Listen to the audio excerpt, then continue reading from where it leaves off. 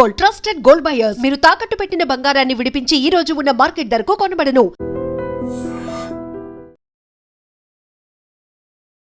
ప్రస్తుతం నేను యశోద ఆసుపత్రి దగ్గర ఉన్నాను. నర్సంపేట మాజీ ఎమ్మెల్యే పెద్ది సుదర్శన్ రెడ్డి ఇక్కడే చికిత్స కొనసాగుతుంది. ఇంకా విషమంగానే ఉందని చెప్పి వైద్యులు ఇచ్చినటువంటి లేటెస్ట్ హెల్త్ బులెటిన్ బట్టి అర్థమవుతుంది. మా పెద్ది సుదర్శన్ రెడ్డి వెంటనే కోలుకోవాలి, మళ్ళీ నియోజకవర్గంలో గతంలో లాగా ప్రజల మధ్యకి రావాలి, ఆయన పూర్తి ఆరోగ్యంగా తిరిగి రావాలని చెప్పి నర్సంపేట నుంచి చాలామంది ఆయనకు సంబంధించిన అభిమానులు, అనుచరులు, కార్యకర్తలు అందరూ కూడా వస్తూ ఉన్నారు. కొంతమంది ఇక్కడ నాతో పాటు ఉన్నారు యశోద హాస్పిటల్ దగ్గర, వాళ్ళతో మాట్లాడదాం. సార్, మీరు నర్సంపేట నియోజకవర్గం నుంచి వచ్చారా? అవునండి, నర్సంపేట. నా పేరు సింగిరికొండ మాధవ్ శంకర్. ఓకే. మేమందరం కూడా వ్యాపారస్తులం, అయ్యప్ప స్వామి దేవాలయ కమిటీ మెంబర్లో. నేను rice pillars association general secretary. Okay. ఇప్పుడు పెద్ది సుదర్శన్ రెడ్డి గారి ఆరోగ్యం ఎట్లా ఉందో మనం గత 4-5 రోజులుగా చూస్తా ఉన్నాం. వెంటిలేటర్ మీదే ఉన్నారు. సో ఆయన త్వరగా రావాలని చెప్పి మీ నియోజకవర్గంలో కార్యకర్తలందరూ కూడా పూజలు కూడా చేస్తూ ఉన్నారు. సో ప్రజల పట్ల ఆయనకి అంటే ప్రజల్లో ఎలాంటి అభిమానం ఉందో దీన్ని బట్టి అర్థమవుతుంది. ఏమంటారు ఆయన మంచితనం గురించి ఒక్కసారి? ఆయన పేదల పక్షపాతి, ప్రధానంగా నిరాడంబరుడు, ఎక్కడ కూడా తను ఏదో గొప్పగా ఉండాలని చూడడు. ఒక సామాన్యమైనటువంటి రైతు కుటుంబం నుంచి జన్మించిన వ్యక్తి. రైతుల కష్టాలు, ప్రజల కష్టాలు అన్నీ కూడా పూర్తి తెలిసినటువంటి సమకాలీనటువంటి ఒక తెలంగాణ ఉద్యమ నేత ప్రధానంగా ఆయన. ఈ తెలంగాణ రాష్ట్రం వచ్చిందంటే మరి గౌరవ మాజీ ముఖ్యమంత్రి వాళ్ళు కేసీఆర్ గారికి ప్రధానంగా అండగా ఉండి ఆ ఉద్యమాన్ని ఎక్కడ కొంచెం ఉద్యమం తగ్గినా కూడా విద్యార్థుల లోపల, అక్కడ ఉన్నటువంటి ఉద్యమ నేతల లోపల, కళాకారుల లోపల ఎంతో ప్రోత్సాహాన్ని ఇచ్చి ఆ యొక్క ఉద్యమాన్ని గొప్పగా నడిపించినటువంటి, ఈరోజు తెలంగాణ రాష్ట్రం ఏర్పడ్డదంటే ఒక మూలస్తంభం లాంటి ఉన్నటువంటి వ్యక్తి, గొప్ప వ్యక్తి సుదర్శన్ రెడ్డి. మరి అటువంటి సుదర్శన్ రెడ్డి ఈరోజు ఆ యొక్క ఉన్నటువంటి పరిస్థితిని చూసి వేలాది మందిగా ఉన్నటువంటి అక్కడ ఉన్నటువంటి దాదాపుగా 2 లక్షల మంది ఓటర్లు, అక్కడ 2.5 లక్షల జనాభా మన నియోజకవర్గంలో ఉంటుంది.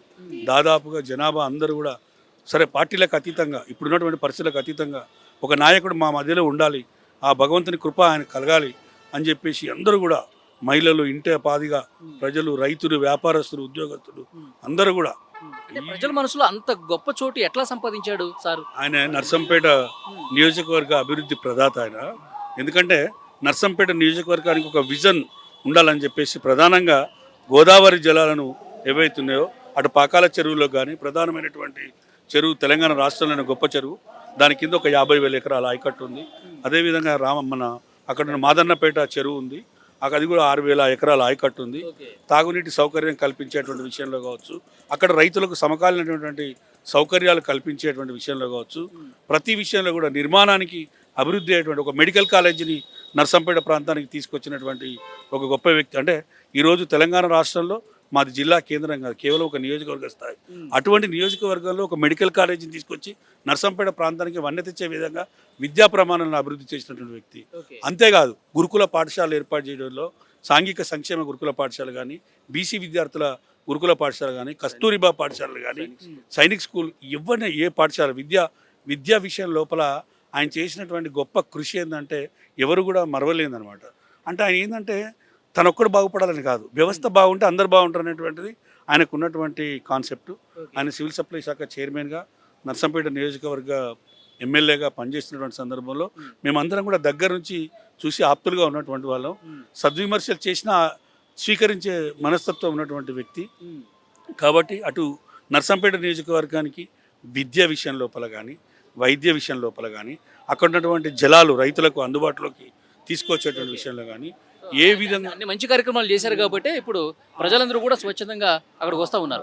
సో ఇంకో ముఖ్యమైన విషయం సార్, ఎప్పుడైతే ఈ విధంగా కార్డియాక్ అరెస్ట్కి గురయ్యారు అని చెప్పి సమాచారం వచ్చిందో వెంటనే మాజీ మంత్రి కేటీఆర్, హరీష్ రావు హుటాహుటిన అక్కడ హనుమకొండ హాస్పిటల్కి వెళ్ళారు. మళ్ళీ వెంటనే ఇక్కడ కూడా వచ్చారు, కేసీఆర్ వచ్చారు, మొత్తం వైద్యులతో మాట్లాడారు. సో మీకున్నటువంటి లేటెస్ట్ ఇన్ఫర్మేషన్ ఏంటి? వైద్యులు ఏం చెప్తున్నారు? తాజా బులెటిన్ బట్టి ఏమైనా హోప్ కనిపిస్తుందంటారా? ప్రస్తుతము వాస్తవంగా ఏంటంటే అతనికి ఉన్నటువంటి అవయవాలన్నీ కూడా పనిచేస్తూ ఉన్నాయి. ఇంకొక 72 గంటలు మేము అబ్జర్వ్ చేస్తాం. ఇంకా అమెరికా నుంచి కూడా కొంతమంది 1-2 వైద్యులు పిలిపిస్తామని చెప్పేసి ఇప్పుడు ఇంతకుముందు హరీష్ రావు గారు, దయాకర్ రావు గారు వాళ్ళు లోపలికి వెళ్ళి వచ్చిన తర్వాత మాతో మాట్లాడినటువంటి విషయం ఏంటంటే అమెరికా నుంచి కూడా 1-2 డాక్టర్లు వస్తున్నారు.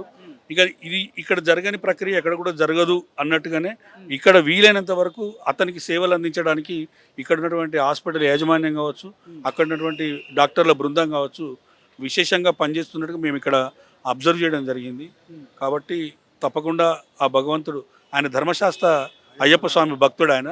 అక్కడ పంబారాట్ ఉత్సవాన్ని ప్రతి సంవత్సరం 10,000 మందికి డిసెంబర్ 9వ తారీఖున తెలంగాణ రాష్ట్ర అవతరణ దినోత్సవం అయ్యప్ప స్వామిని జలక్రీడలు చేసి అష్టాభిషేకం చేసి 10,000 మందికి అన్నదాన కార్యక్రమానికి ఆయనే అక్కడ మహాన్నదాతగా ఉండడం జరుగుతుంది.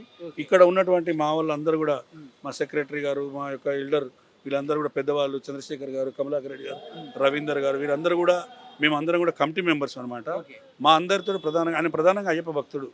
ఆయన అయ్యప్ప అంటే మా ఇష్టంగా ఉండేది. మా దేవాలయాన్ని కూడా వీలైనంత వరకు కూడా ఏ పని చెప్పినా సహకారం చేసేటువంటి వ్యక్తిగా ఉన్నటువంటి వాడు. అంటే ఒక భక్తుడిగా, ఒక రైతు కుటుంబంలో ఉన్న వ్యక్తిగా, వ్యాపార వర్గాల కష్ట నష్టాలు తెలిసిన వ్యక్తిగా, ఉద్యోగుల కష్ట నష్టాలు తెలిసిన వ్యక్తిగా, ఉద్యమ నేతగా, ఆయనను ఈ కోణం ఆ కోణం అనేది కాకుండా ఏ కోణంలో ఆలోచించినా కూడా ఎక్కడ కూడా ఆయన తనకు ఉన్నటువంటి రాజకీయ దర్పాన్ని కానీ, ఆయనకు ఉన్నటువంటి వ్యవహారాన్ని కానీ చూపకుండా నిత్యం ప్రజల్లో ఉండడానికి ప్రయత్నం చేసేటువంటి గొప్ప వ్యక్తి సుదర్శన్. సార్ మీరేం చెప్తారు? ఇలాంటి అయ్యప్ప ఆయన కోలుకోవాలని చెప్పి కోరుకుంటున్నాం మేము అయ్యప్ప గుడి దగ్గర. మీరు ఎప్పుడు వచ్చారు సార్ ఇక్కడికి? మేము 11 గంటలకు వచ్చినాం, 10:30. ఓకే. అంటే ఆయన ఆరోగ్యం పట్ల, అంటే నిత్యం ప్రజల్లో ఉండే ఆరోగ్యం పట్ల కొంత నిర్లక్ష్యం వహించడం వల్ల ఇలాంటి పరిస్థితి వచ్చిందంటారా? 3 రోజుల ముందు ఆయనకు కొంచెం నిమోనియా ఉన్నదని చెప్పి హాస్పిటల్ పోయినాట. డాక్టర్ అడ్మిట్ కమ్మన్నాడు, కానీ సరే ఎందుకులే అని చెప్పి ఉద్దేశంతో వచ్చాడు.